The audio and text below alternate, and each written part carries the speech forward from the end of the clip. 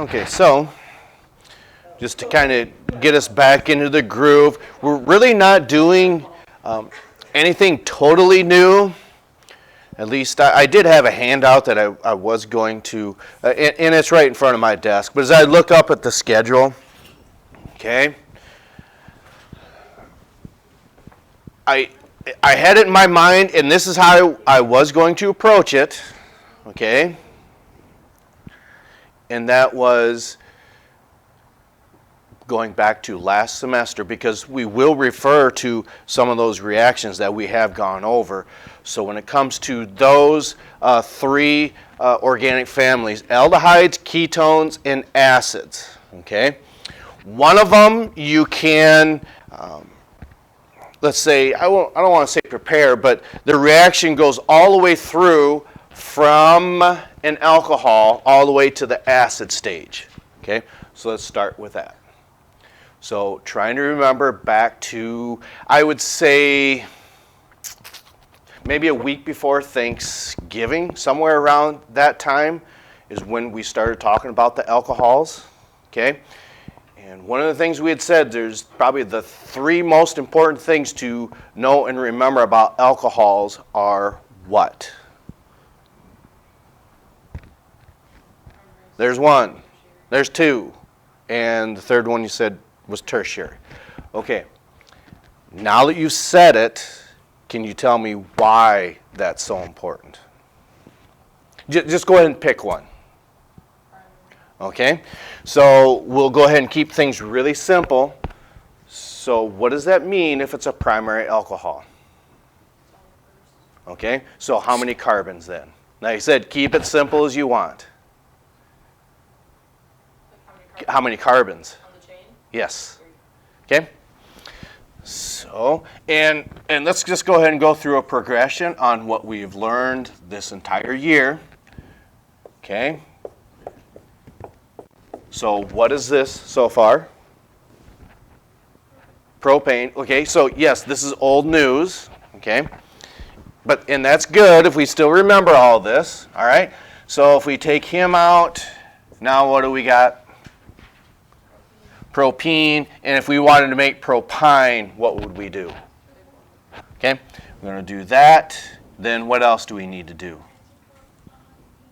Okay, how about this one and this one? Is that it? Nope, that one too. Okay, so propane, propene, and propyne. Any numbers associated with that? No, you're right. Why would you be right? Yeah, it's after that first carbon. Okay, so let's go back to how we started. Okay, so there's our alcohol, and it's what? Just don't say alcohol. It's propanol. All right, so one of the things that we had learned, how will this change to an aldehyde first of all? See, this is another one of the things, well, you probably get tired of hearing this. You know it, you just don't know you know it. Okay, that's true. But what I'm getting at is, yeah, that shows up a little bit. I'll give you that. Potassium. Okay, the permanganate ion, that's true. And there's K2Cr2O7. Okay, so what is it? What type of agent is that called? Do we remember? Starts with this letter. It's an oxidizing agent. Now, the significance of something like this is such a powerful oxidizing agent that it does what? Changes this primary alcohol to an aldehyde. So how are we going to illustrate an aldehyde? The carbons don't disappear. I think this one's probably about had it. The carbons don't disappear. So they're all still there. Okay, let's try this again. All of these are still here. Okay, what about, okay, so there's our oxygen. Okay, that's right And when we double bond an oxygen to a carbon, it's specifically called a what type of carbon? Starts with a C. This I don't think you're close. Carbonyl atom. The reason that's so significant is you need to point that out when you're naming the esters. Esters is a lot more tough to name than anything we've done because it has two components to it on each side. Okay, that's when you react an acid and alcohol, but that's not until we get further down the road here. Okay, now since this is such a powerful oxidizing agent, this does not stop. It keeps on going. And then what's the next stop on this train here? Say that again? Yes, I thought you said octane. That's what it sounded like. Okay, so how do we change this to an organic acid now?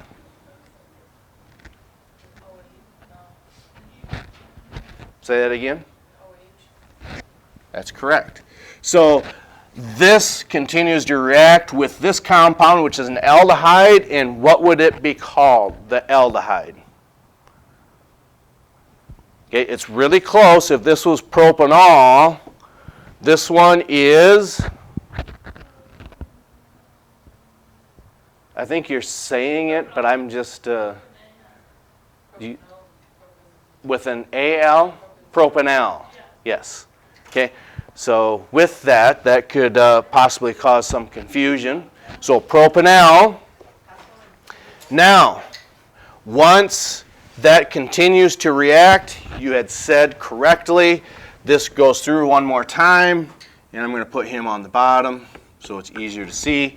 Now we've got our organic acid, and we would call that, yeah, I get it's an acid, but specifically propanoic acid. Okay? So was it tough to remember some of that? Well, I suppose you could always say it's tough, but the important aspect is the information's there. Okay? It's the idea of recalling it. Is it probably just by seeing this that recalls your memory? Would you agree with that? Okay, fair enough. All right, so that is the process of a primary alcohol oxidizing and forming an organic acid. Okay.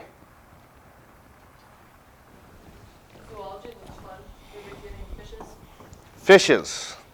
Yes, that is a word. Yeah, fishes. I don't know why, but that's what the author calls them, is fishes. Okay? Okay. Did either one of them at least say have fun? Madison did, yeah. Oh, okay. Well, it's not a lie. This is fun. If that's the case, I mean, that's just being honest, okay? Because you know what we think about honesty here. We appreciate the honesty. You're really punishing yourself if this is, I don't want to,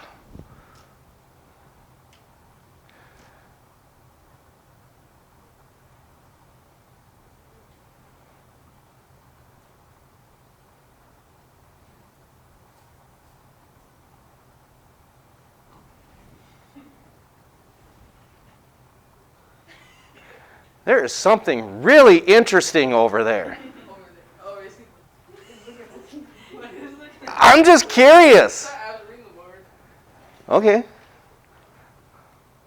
What's so? You've caught my attention. No, I was just reading the agenda. Yeah. Sure. We have no agenda here. It's science. Or science is the best.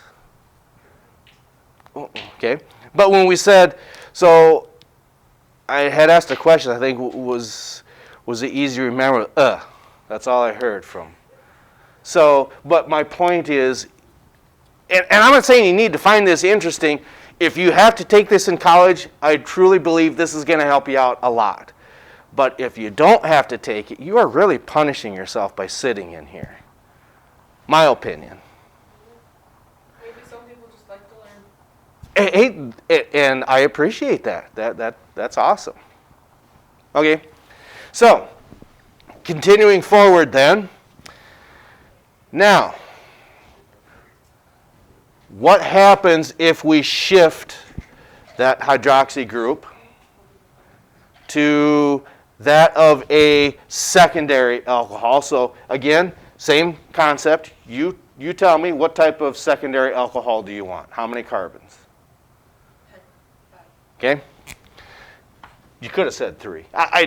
You know that. But why 5? Okay.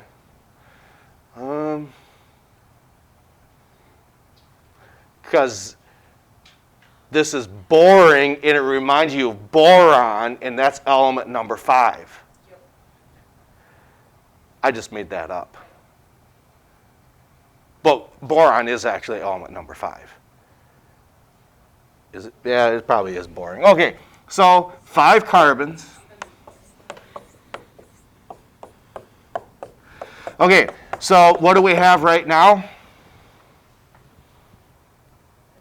Okay, so what's the easiest way to make isomers of pentane? You take this one off. Don't put him down here. You still have pentane. You got to move 2 over. You got 2-methylbutane. That's the only way you can get only a single methyl group on there. What's another derivative then? Okay, and I just like throwing these little bits of information in there to help you review. So what we're saying is that's one isomer, 2-methylbutane. Okay. Again, if we do this,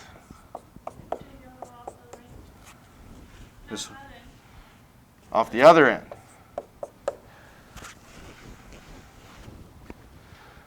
Yeah, that's right.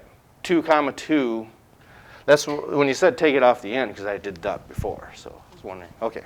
So 2, 2 dimethylpropane. That's right. Okay. So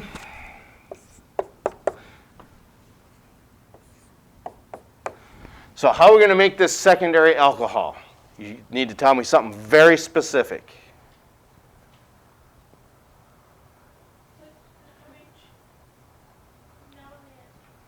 Okay, so I'll just go left to right. You tell me when to stop.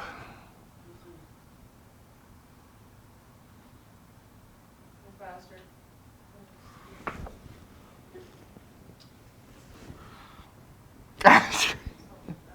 We'll start over. Okay, how about this one? Another way for the second one. I get that. Okay, so same oxidizing agent, or a powerful one, we'll say. We'll put the other one up there just to jar your memory. Does this go through 2 stages like the one above it? No, it does not. This does what instead of that up there? It doesn't form an acid or an aldehyde. Okay? Now, there's something significant about that. Okay? Can I put a hydrogen on that second carbon? No, I cannot. Or no, we cannot. So do these 2 organic families have something in common? They do, and that is what? They both have a double bond oxygen. Yes, that is significant. Now, last thing I think we'll do is, what type of compound is this then? It is a ketone, and what would we call it?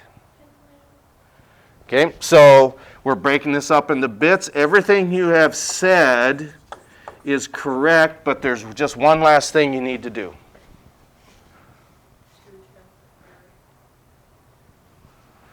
You're right, but why?